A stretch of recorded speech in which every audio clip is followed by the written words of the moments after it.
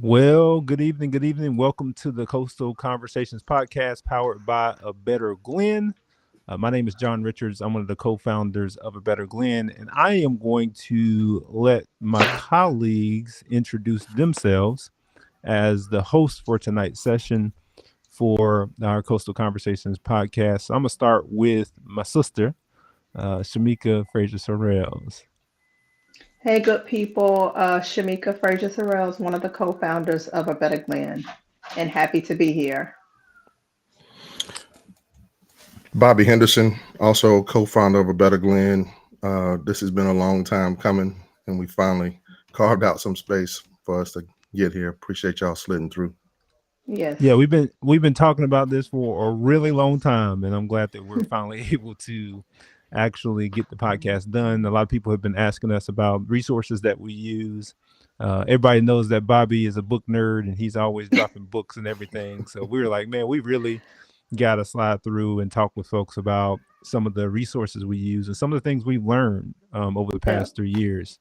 You know, we launched, y'all, when we launched in 2020, the summer of 2020. 2020. Yeah, And Yep. it seems like we've been doing this forever. And let's be clear. Okay, let's be clear. We didn't just start doing this work in 2020 individually ourselves. And I think that a lot of people, some people may have that perception.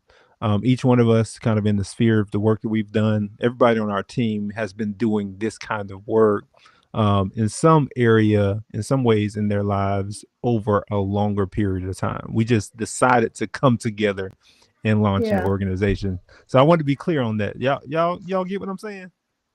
for sure, for sure. I feel like I have my colleagues at work sometimes. They're like, well, we know you do a lot of work in the community and but it all seems the same. And I said, it is absolutely the same. The work continues professionally and personally, and um, we've been at it for quite a while. Yeah. Yeah, that's good. yeah. What about you, Bobby? I often mark my beginning date of March of 1990, and I was 14 then. So Mm. A yeah, but Yeah, long time. A a long long time. time. yeah. I am not the oldest member of ABG, but I Mm. am the second senior. I will say that. I was about to say, I'm not so sure. Right. Listen, we're not gonna talk about ages. We're not gonna go with the ages on this one. All right, for sure. So, what we want to really talk about is this podcast and the format that we're using, and also the impetus behind it. Because y'all know that there are a ton of podcasts out there all over the podcast universe. It seems like everybody since the pandemic has launched a podcast of some kind.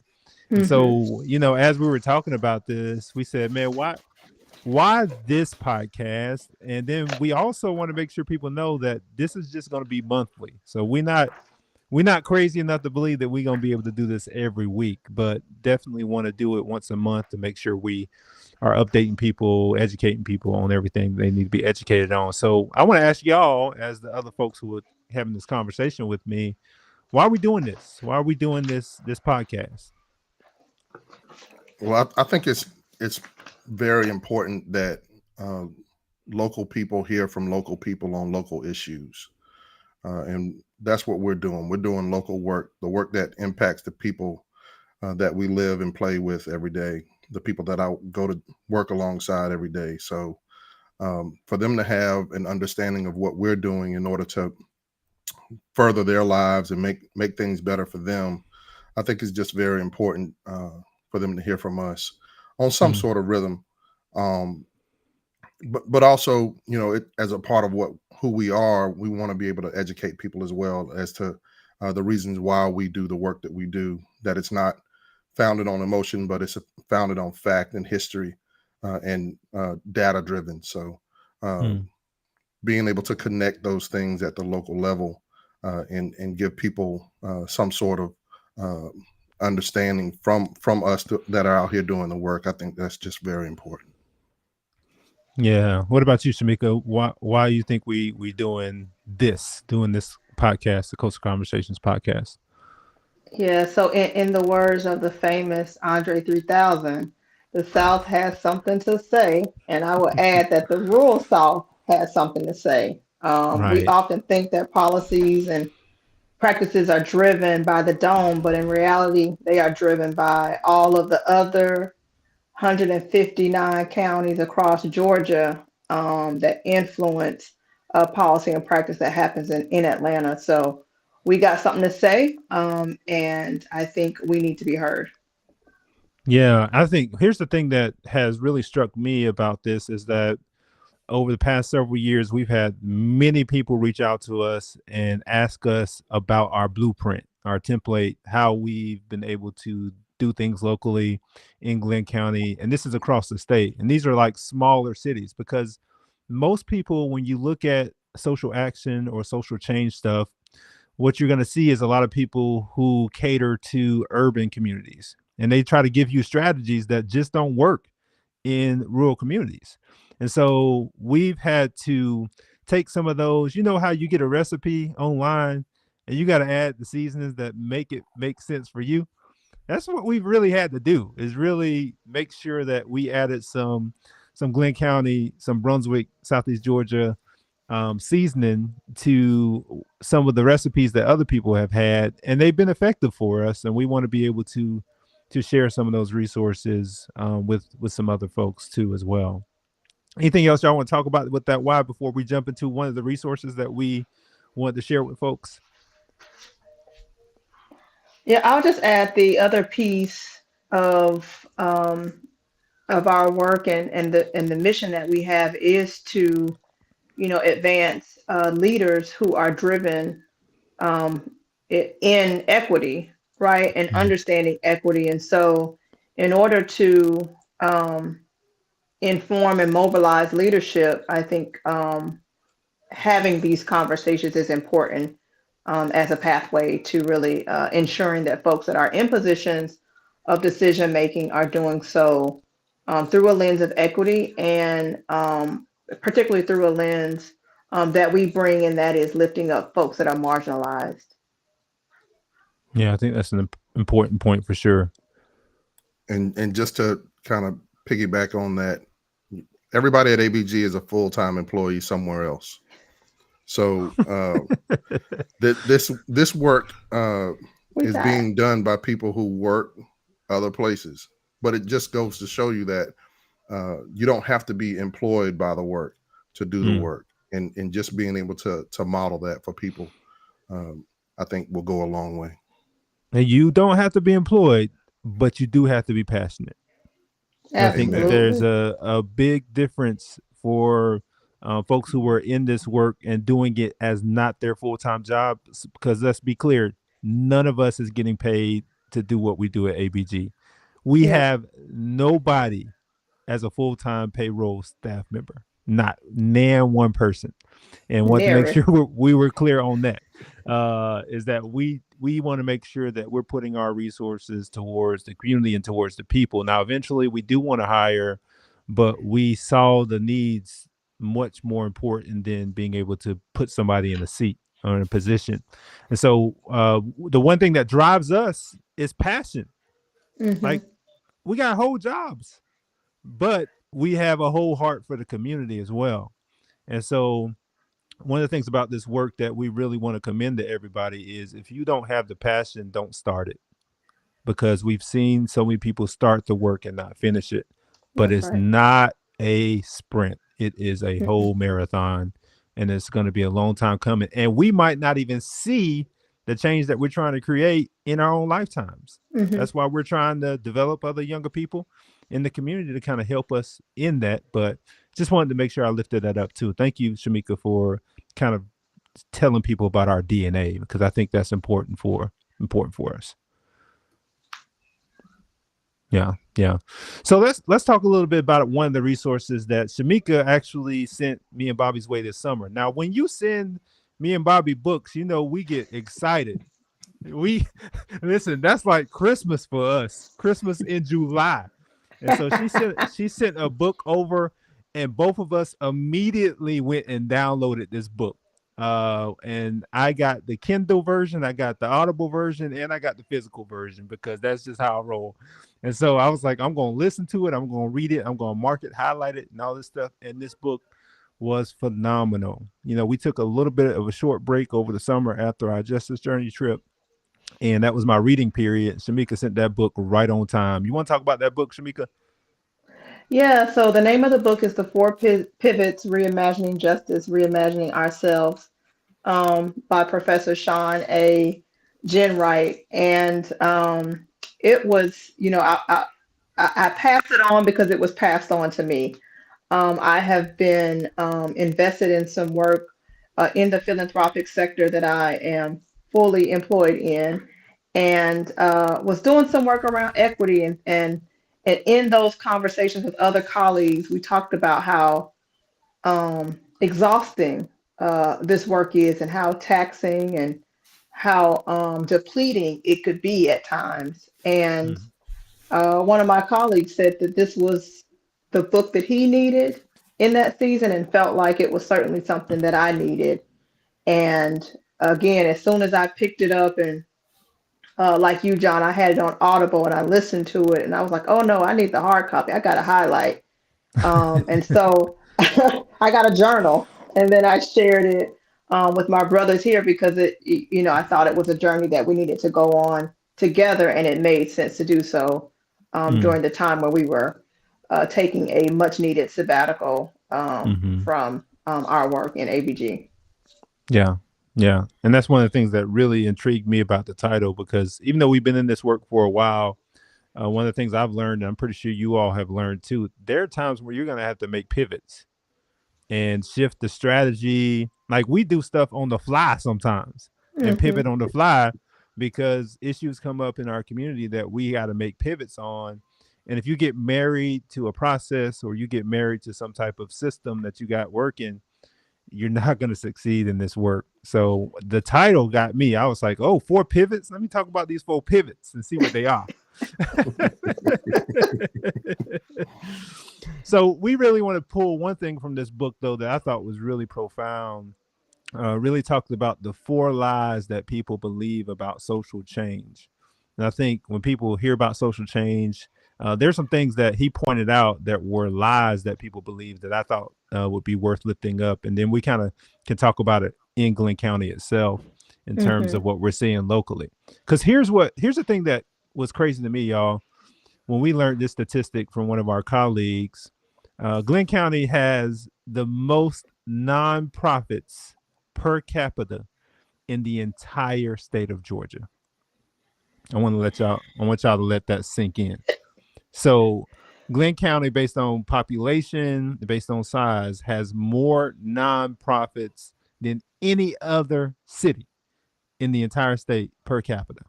Now, on paper, doesn't that sound good? But in practice, it's a little bit different. Robbery, robbery. But why is it that the case, y'all? I know y'all been processing this with me in terms of the nonprofits. If there's so many nonprofits in Glynn County, why are we still seeing so much inequity around the city and around the county? I think for one, people don't understand history and data. Like they see something and it's oh, I got a solution for that, and it's not processed through any kind of collective work. It's not processed through any type of understanding of the demographics, the Mhm.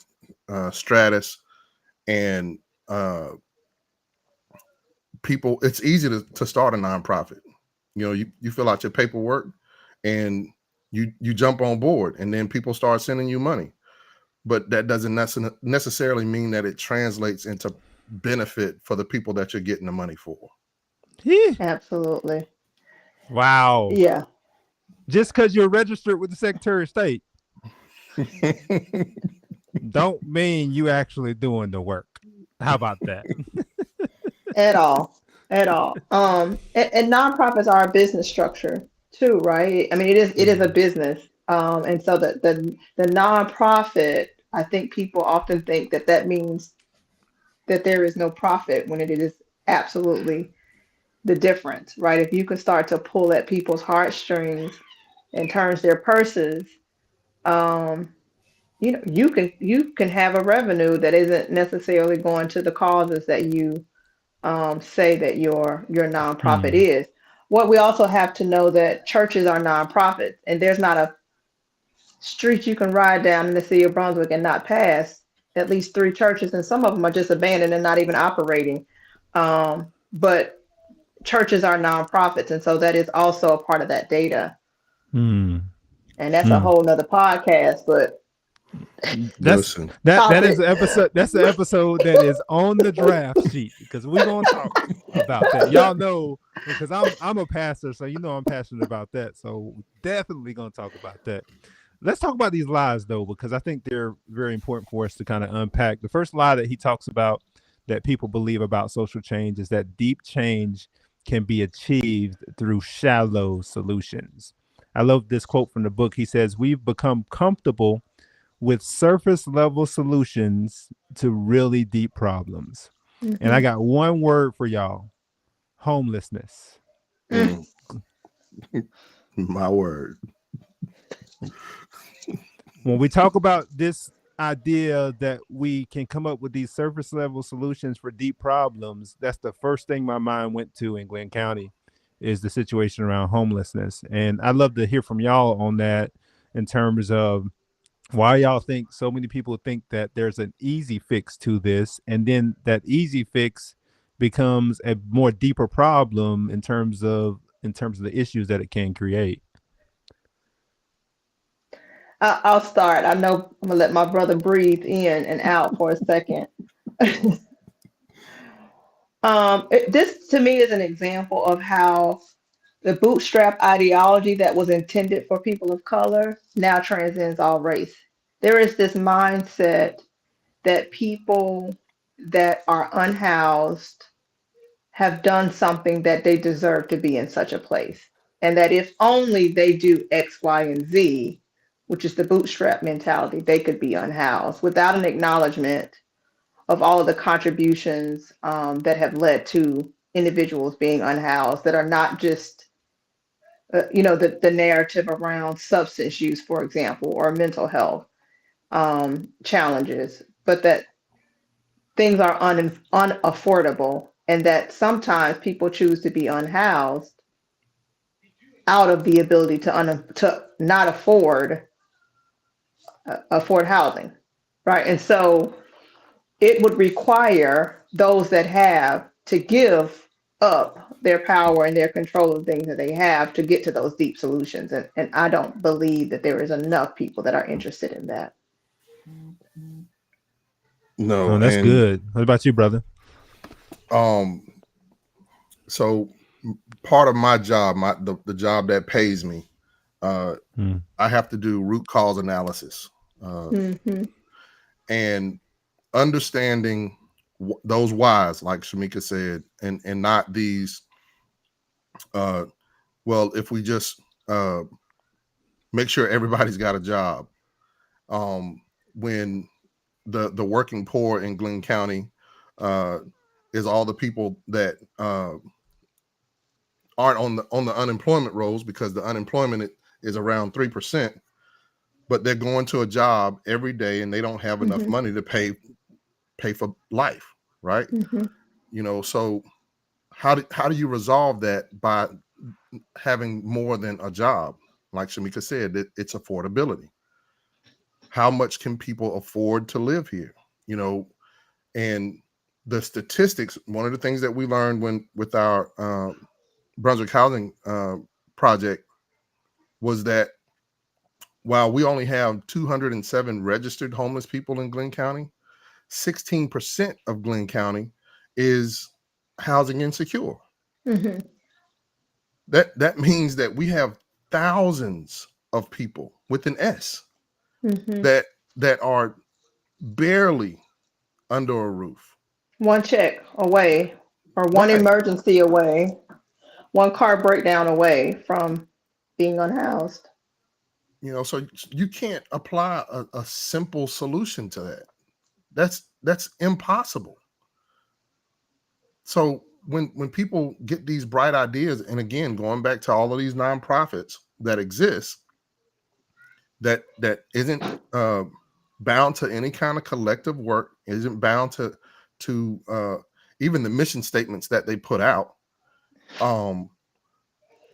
You get these solutions to things that just don't match the problems, and the people continue to suffer year after year after year with Yeah. nothing in place that stems the tide. That's good. I mean, you know, one of the things that really frustrates me is that you cannot tie shoes on bootstraps when you don't have boots in the first place. That's right. Mm-hmm. And so even in the language that people use, it demonstrates how they approach the issue. And I Mm-hmm. intentionally did this earlier, Shamika, when I said homeless situation, because everybody's talking about the homeless situation, but we use Mm-hmm. intentional language around this, and we call them our unhoused neighbors Mm-hmm. because words matter. That's And right. the way you approach situations is demonstrated by the language that you use. And when you hear the language people use when they talk about situations like this, then it really demonstrates how they care well about their neighbors, because they aren't Mm-hmm. homeless people, they're your neighbors. They just Mm-hmm. happen to be unhoused. And so how can we get our unhoused neighbors into housing like we're able to afford and be able to utilize, rather than moving the problem somewhere else in the county? And Mm-hmm. Yeah. so that's one of the things that we really got to think through. You cannot make deep change through shallow solutions. If you keep moving people around the county to get out your backyard and make you more comfortable, then I think you're missing the core of the message that we need to love our neighbors well. And so we are very intentional about the language we use at ABG. And we want y'all to be intentional. When people start talking about the homeless situation, you can correct them. Hey, these are our unhoused neighbors. And that changes the entire conversation, because now we're looking for solutions rather than identifying the problem. Yeah, and I think I want to add another piece to this is the conflation of criminal activity um, with someone that is unhoused, right? And so if someone is unhoused and is breaking the law, right, like then that is a issue that should be resolved um, by the police, as opposed to just suggesting that everyone that is unhoused is criminal because they are unhoused.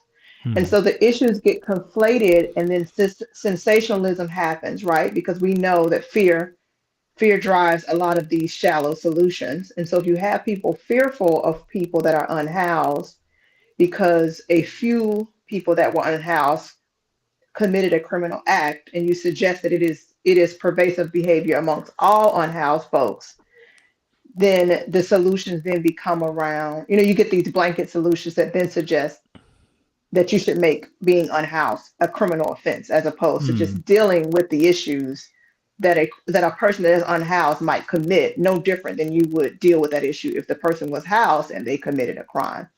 And Hmm. so you look at all the news and the negativity that's sensationalized around our population of individuals that are unhoused, and it becomes the homeless people are breaking the law. And so general public can't decipher between one homeless person as opposed to the other. And this idea of feeling unsafe because Hmm. individuals are roaming the streets, which is their home. Right. Yeah. I Yeah. had someone get really angry at me because I said you're using Jim Crow language, and it's the same ideology that caused the murder of a 25-year-old man on a Sunday afternoon. Mm, Hmm. And Hmm. they didn't want to embrace that truth, but it's truth.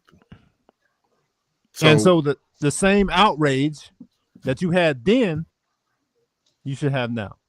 right, Hmm. same outrage. mm, Hmm. yeah.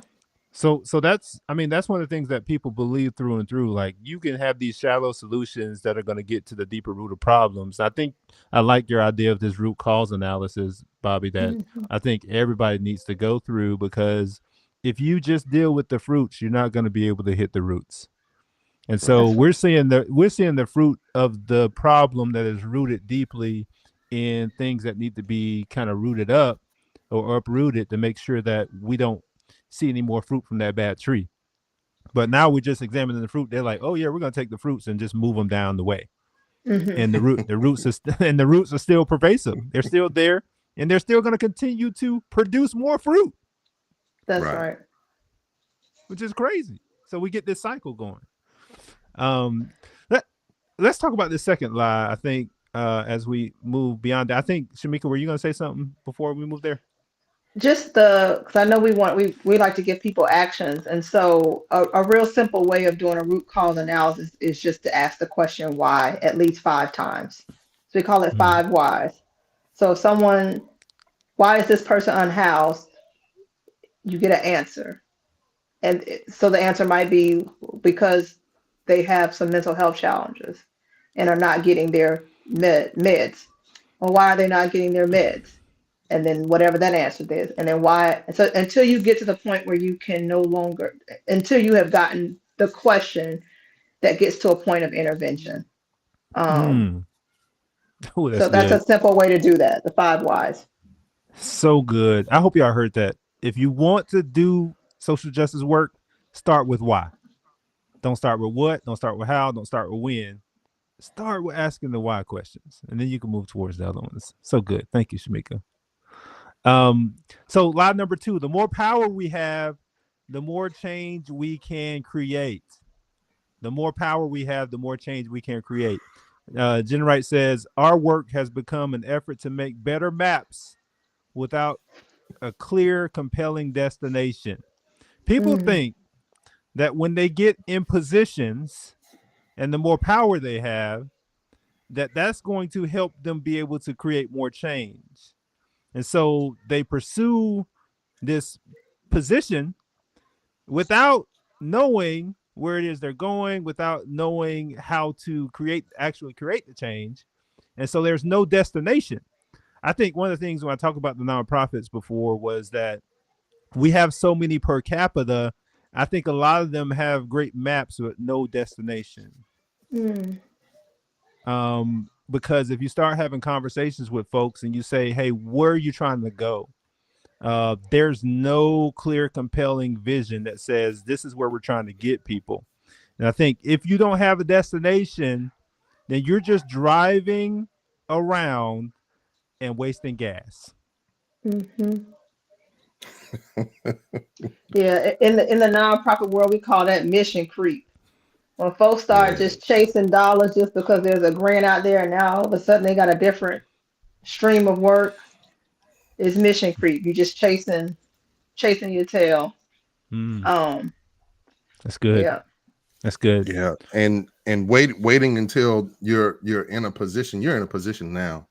I mean, it's still just one man, one vote, right? Uh, all of this power hoarding, trying to Mm, make sure that you're you've got the market cornered on this particular part of the work only delays the outcomes, only delays producing real results that are tangible for people to benefit from.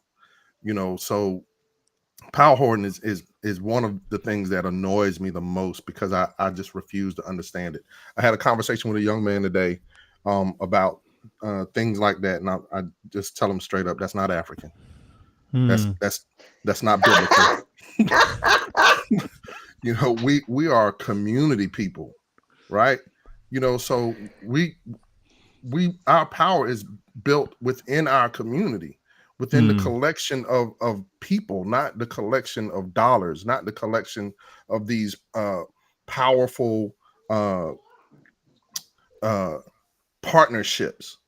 mm, We've done more with 10 people than organizations that have been longstanding in this community for decades, all because we mm, we don't intend to hoard power. We're willing to work mm, with anybody, but mm. we're gonna work, and you can join in, right? But Yeah, yeah. our work is going to be connected to producing results, not getting. When we get $500,000 in grant dollars, then we can do something really big. No, we can do it with $5. Right. Exactly. So here's my approach, especially when we talk about social justice work and you're talking to people about this, right? Especially with this power piece. I think it's more effective for organizations to be a spotlight rather than a floodlight. I think that Mm, a lot of organizations get to a place where they spread their light and they're not able to hone in on the issues that they're called to address. And so we get to a situation where we're watching like the show Hoarders, where people mm, are hoarding stuff in their houses and nobody is using them. And when you become a floodlight rather than a spotlight, you're not able to shine the light in the area that you're called to address. And we're very intent at ABG by filtering questions through our core DNA. Is this something that we do? If not, Right. let's find the resource for people because we're not going to do everything, y'all. We're going to do what it is that we are called to do. And we're going to stay in our lane and stay in our space. Why? Because we're a spotlight organization, not a floodlight organization. mhm. Yeah. So let's talk a little bit more about these lies because I think we got a couple more left here. Next one's going to be solutions that we can strategize for social change. Social change. Now, the next quote he has is leaders need to get closer to the problems, not further away, to work toward a solution in partnership with communities. Now, here's the essence of what he's saying. If you're not next to the problems and to the issues that are going on, you cannot address those problems and issues. And Bobby and Shamika, I want to talk with y'all about something that we did recently that really demonstrated the power of this in our community. When we talk about what we did for the day of service that day in November, when people came out and got proximate to our housing issue, they finally understood how crazy things were in our public housing situation. And it only took them getting on the ground to experience it. And I think because people try to strategize from these towers without getting Mhm. down among the people, they don't understand the actual problems to come up with solutions that work best for the people. What do y'all think? Mhm. Mhm. Yeah. So I always call it getting proximate to the pain, right? The closer you are to the pain, the more you're going to understand that pain, and the more you're going to understand uh, how to resolve the issue. A doctor always pokes around and says, "Does it hurt?" until he gets to the place where it hurts, and that's where he knows where to target, how to fix. People got out there. We had people that are millionaires out there scraping floors and hanging cabinet doors alongside people. We had someone there with us that's actually unhoused that was out there Mhm. doing the work, right? But they were seeing the issues with bureaucracy. They were seeing the issues with manpower shortages because of the pay practices of Glynn County.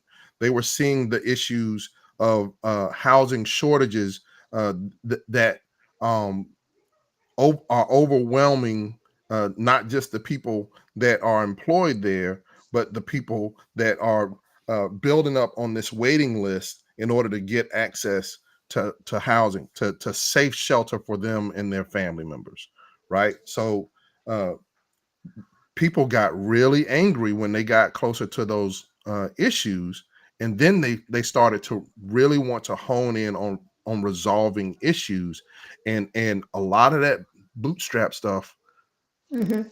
evaporated. Yeah.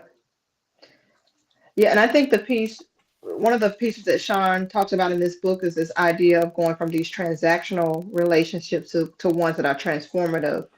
And transformative requires you to be in relationship with people, right? And so proximity is in relationship. It requires you to be in relationship. In some ways, we try to do that by bringing in the voice of folks that have experience, lived experience, or having them in places. But I think oftentimes, that experience can get dismissed, right? It's like, oh, we've heard that story before, and it can get dismissed. But to be in the midst of that work and to be there, I think created a transformative situation for people and experience for folk. Um, and also they could see themselves in those. They could see their issues in themselves, right? Like if they had Mm. experienced the same issues, they would have wanted the same resolve. And I think that that's something that anyone working towards social change should do. Should always think about how do they stay proximate. Is it Samuel? Brian Samuel Sanders? Oh, I'm messing up the man's name. Stevenson. I'm sorry, Brian Stevenson Yes. talks a lot about proximity. Mm. Um, and so, absolutely, I think that that made the world of difference to have folks in that space with people experiencing Yeah. issues in public housing. Yeah, and that's the bottom line for me is what I've seen in my work, both in this realm and also in pastoral work, is that proximity produces human dignity. Hmm. That proximity is what puts flesh on political issues. Yeah, Because now you got people that you're looking at face to face, that it's not a ballot box issue. It is a issue that impacts somebody's life every single day. But if you're not proximate to the pain, then it becomes something you can check off a box. that's But right. we're not interested in checking off boxes, y'all. We're interested in changing people's lives. And that Right. only means that you need to get close to the people that you're trying to help impact. Because here's the thing, they know the solutions best themselves. That's right. Yes. So That's we right. can't parachute in with solutions. We need to hear from them first, listen more than we speak, and then react to what they're talking about and help them be able to get where they need to go. That's one of the things that was really transformative for me. Even being one of the orchestrators of the project is talking to the maintenance manager and talking about how a former executive director helped create this problem in the first place with all of these grand ideas and pulling housing off instead of repairing, because he had this big idea that he was going to just make more housing, and he had this affordable housing plan that he was going to execute. Meanwhile, the certified list of people on the waiting list is 437 people and growing every day. Hmm. Meanwhile, that we have 750 Section 8 vouchers in Glynn County. Hmm. Meanwhile, the Whispering Oaks is having maintenance issues, and Brunswick Housing is having to take that over because they're not doing that job. So the people are getting more and more overwhelmed. The people that are actually out here doing the work on a day-to-day basis, and it makes them want to throw their hands up, all because somebody had this grand idea on how to create policy from uh, this the house on the hill, rather than getting down there and asking the residents, hey, what are y'all dealing with? Mm. We, sir, that's good. That's good. So let's talk about this last lie. And this one's very, very important. And this is one that we've Hmm. talked about a lot as a team, just being transparent. And this lie is us versus them, us versus them. And he asked a very profound question in the book and says this. He says, how do I cultivate the ability to still see the humanity in people who I vehemently disagree with? Whew, that's a tough question, y'all. Because when you disagree with somebody, it's very easy to see them as not human. How can they Hmm. not support my position? How do they not understand where I'm coming from? And then it becomes a battle between people and not a fight with the policy. I think one of the things we gotta understand is we're not fighting people, we are up against policies.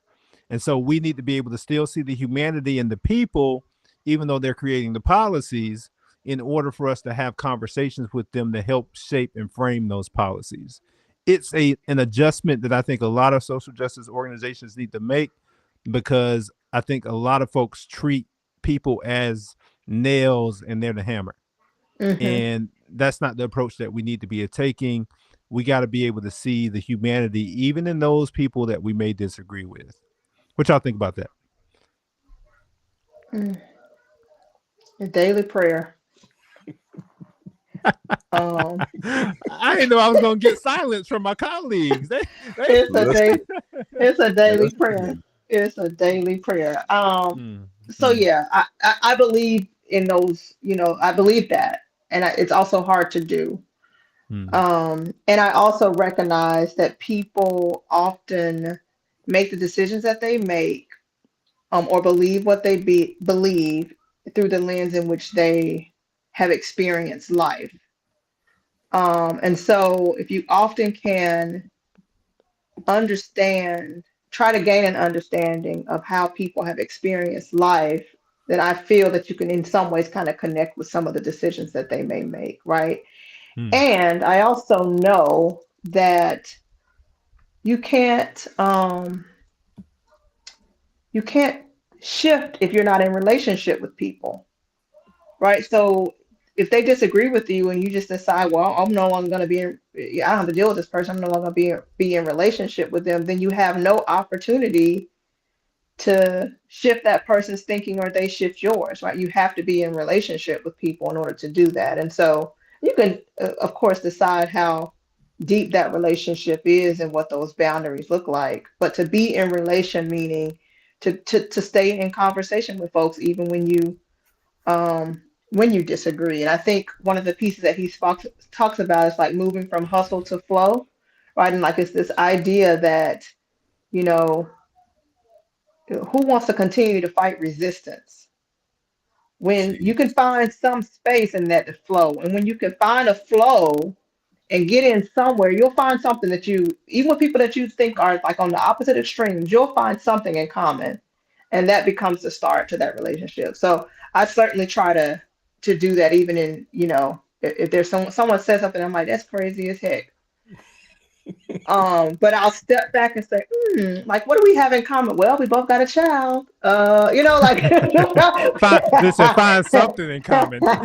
we both live in this city. But We both like but seriously, Popeyes. we both or not. Right, right, right. um, but it is the pathway to stay in relation because you can't. None of us can change any of these things that we want to do alone, right? We got to be in community to do Mm, that. And so, that's good. That's good. Yeah. Bobby, you Yeah. want to address that? Yeah. So there are a lot of different angles to approach that. Number one is humility. And I'm not always right about everything. I'm passionate about what I believe. I believe that my conclusions are based on the things that I require of other people, history, data, uh, and things of that nature. But even in that, I've had to change my opinion about a lot of stuff in my life. So uh, if it wasn't for me being humble, I would have never changed that opinion. Now, on the things that I'm rock solid on, I don't ever agree to disagree. That's not something that I do. I'll agree that you're willing to be wrong, and that's okay. So uh Hey, listen to me. This is one of those moments where y'all get to that was experience a twist. what we experience every day at ABG. Okay, because yes. I this don't is think that's Bobby what that man Henderson. meant, Sean. Sean, I don't think that man meant that. It's I right. don't think Mr. Jenright meant I that. don't You think know he what I'm meant saying? This ain't what he meant. So this ain't what he meant at all.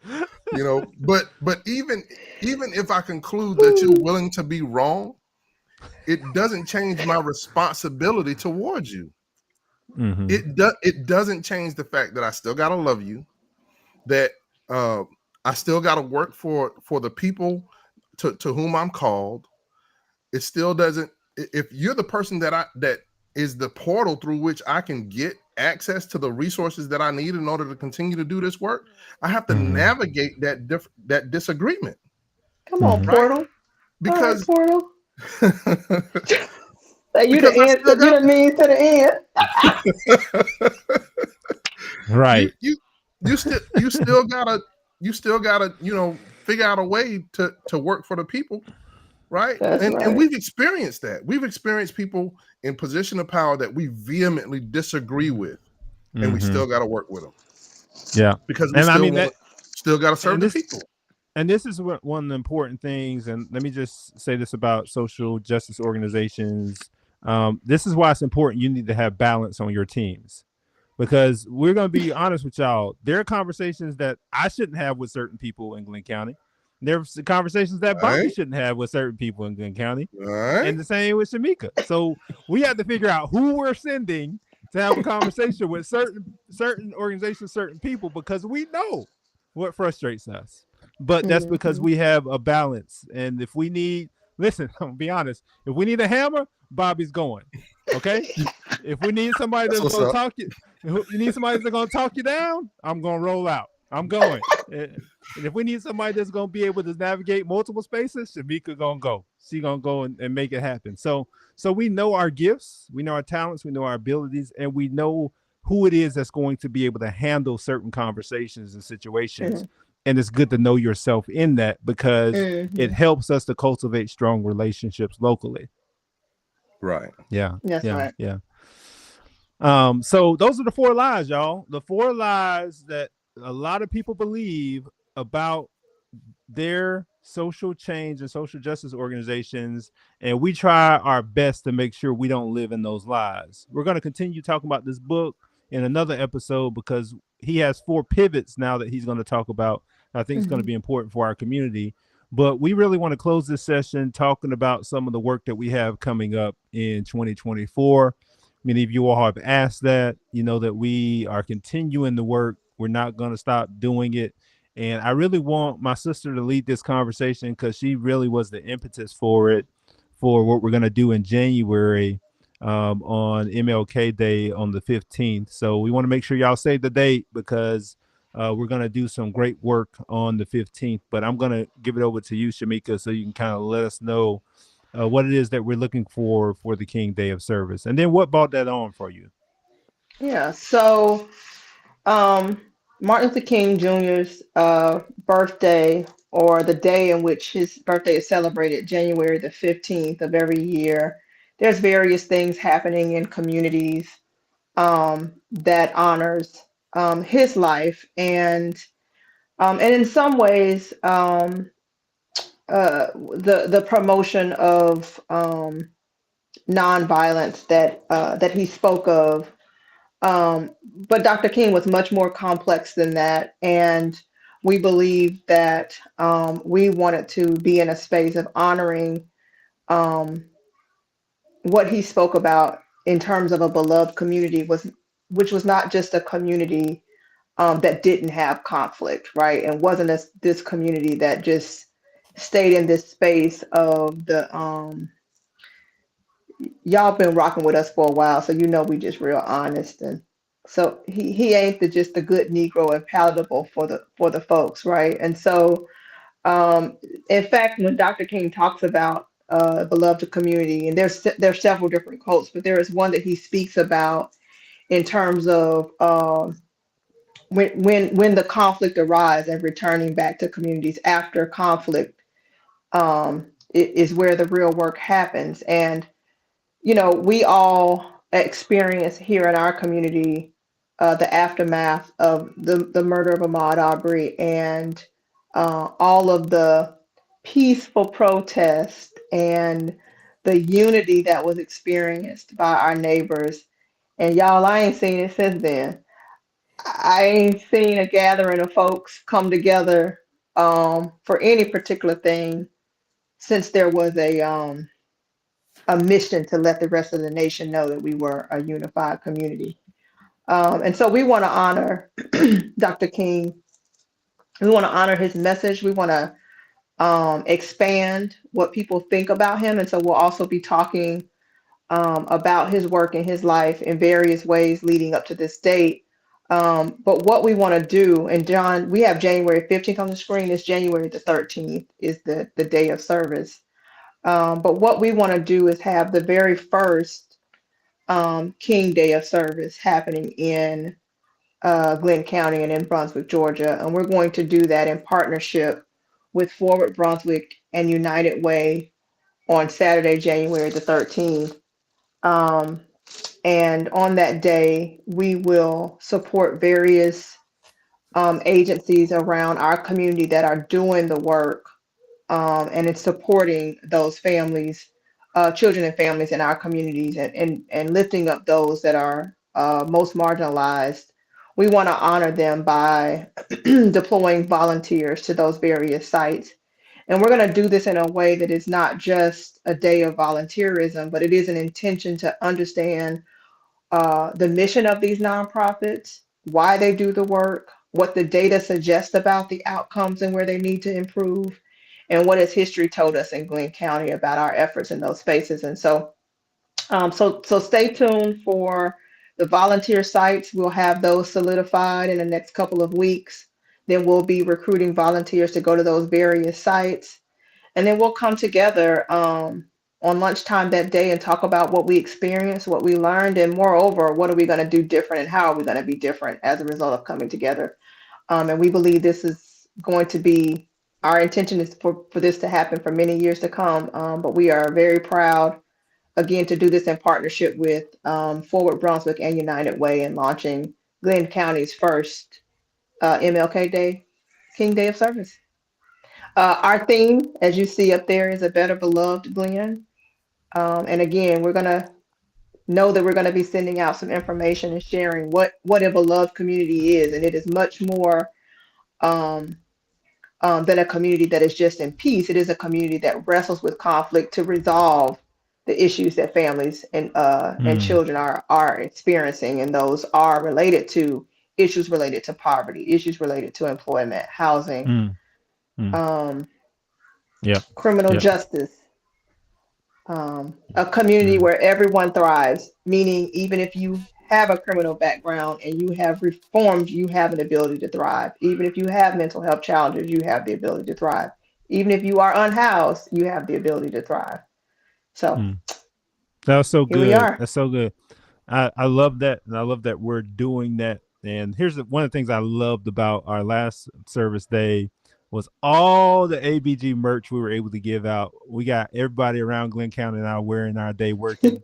I mean, they talking, we work in shirts, and I love it. I love it. We're gonna give away more stuff on that day, but I think the work that we did really speaks for itself because people were their lives were transformed by being able to see that, and we're looking forward to seeing some more of that happen on the King Day of Service, just kind of putting flesh on King's words, his actual dream, okay? Because it's not just one speech that he did in DC, and that wasn't actually the speech. They just took little snippets from it. Y'all know I get Hmm. excited about this because King is my guy. He's a fellow Morehouse man, and I just get upset that people have taken his message and kind of truncated it down. And so I'm thankful for you, Shamika, for helping us to kind of recapture what it is that he stood for, and we're looking forward to being able to do that for sure. Um, Bobby, I want to talk about one thing. Then I want to ask both of y'all a question before we get out of here because I think this is one of the things I want us to reflect on. But we want to tell people about our justice journey next year. Yay. I see a Yep. couple of our Brunswick High School students are on here, and I know that they're excited about potentially going on our justice journey in 2024. I ain't gonna give them all the details just yet because I want them to Yeah. get excited about the fact that we about to do something even bigger than last year. But last year was such a great trip, and we're actually gonna have a culminating event here in 2024 that we're going to tell folks about. But we want to make sure this podcast is at least a month out in terms of telling people what's coming up. So we want to talk to y'all about January, but also tell y'all to save the date for our justice journey in 2024. It's going to be happening in June again. So we're looking forward to doing that. Now, listen, colleagues, because we're getting close to our hour mark, I need to ask y'all a question.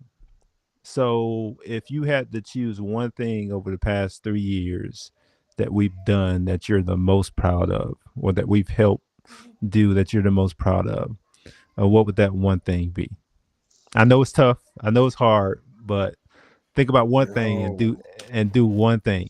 I'll start. I'm gonna give y'all time to think, okay? Because this is one of the things that actually was one of the first projects that we worked on as an organization, and is probably near and dear to me and Shamika's heart because we got some serious work. They were working us hard. I'm talking about we had you talk about that humility and that laying down your ego that you had to do. We had to do that when we talk about this monument committee for the Confederate monument. And I think one of the things I'm most proud of about our community is that folks came out to support us having the monument removed. And it actually got removed. It was a win that we thought was good for our city, good for our community, to show that when you come together, you could do good work. And it was based off a proposal that we submitted. We came together and we said, hey, we're going to submit a proposal to the city to get the Confederate monument removed. We think we might get it done. And then ultimately it happened, y'all. And I'm most proud of. That's one of the things I'm most proud of. Proud of a lot of things we've done, but that's one of the things that I really, really am happy that we were able to do. All right, I gave y'all some time, so I'm gonna go to Shamika first. What you think? What you got? What? You stole that one. You talking about trauma? I'm like, it's like PTSD. Uh, so God, I don't know that this is my favorite, but I'll say, or the one that I'm most proud. I'm proud of I'm proud that we even like still in this work 3 years from Yeah. 3 years from 2020. Um, the 1619 project. Hmm. Um, and the process of using that documentary to have conversations with people that we just would not have had otherwise. Hmm. To see various people coming together in the community in that way. I was really proud of that, and think that it is sort of it is the crux of who we are. Every person on our team's personality showed up in that work. Hmm. And so I'm very proud of that. That's good. What about you, brother?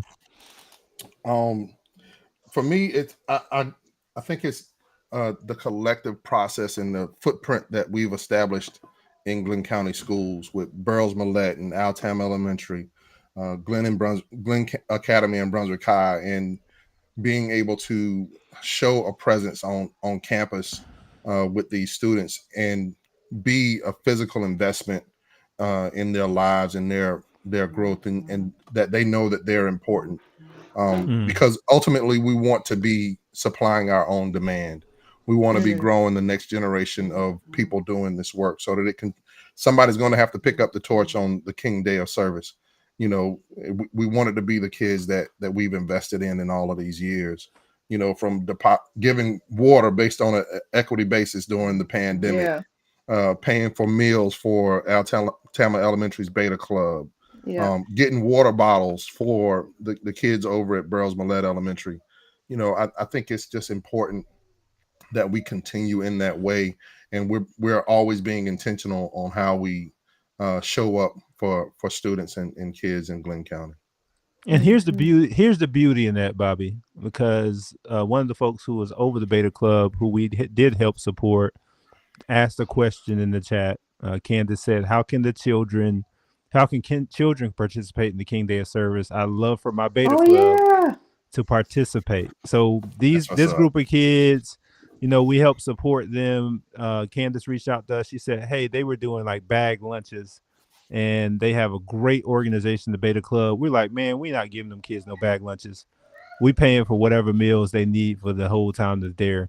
And we don't brag on ourselves in that way. But we wanted to make sure they were taken care of. But here's the beauty of that. Because we gave to them, they want to give back to us and to the that's community. right. And Amen. so seeing that type of reciprocity happen, even just because we were just doing it just because we wanted to support the kids, man, that makes my heart happy. And I'm definitely excited about the work that we're doing. So, Candace, we definitely will be in contact Hmm. and make sure we get y'all involved in the day of service. We want to see them babies out there in their ABG shirts and doing the work, because we're Yep, cultivating the future. We're cultivating the future Amen. leaders. So excited that's right. about that. Oh man, so thank y'all. Appreciate y'all for joining us on the podcast, the Coastal Conversations podcast. We're looking forward to doing this again next month.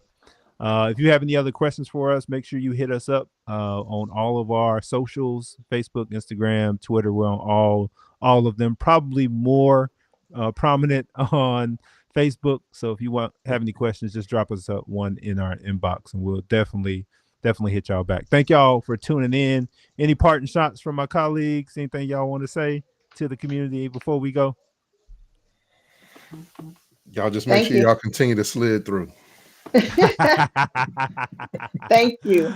Thank All you for right, trusting y'all. us in this space. That's right. That's Yep. right. All right, Yeah. y'all. We'll see y'all next go round. Take care. All right.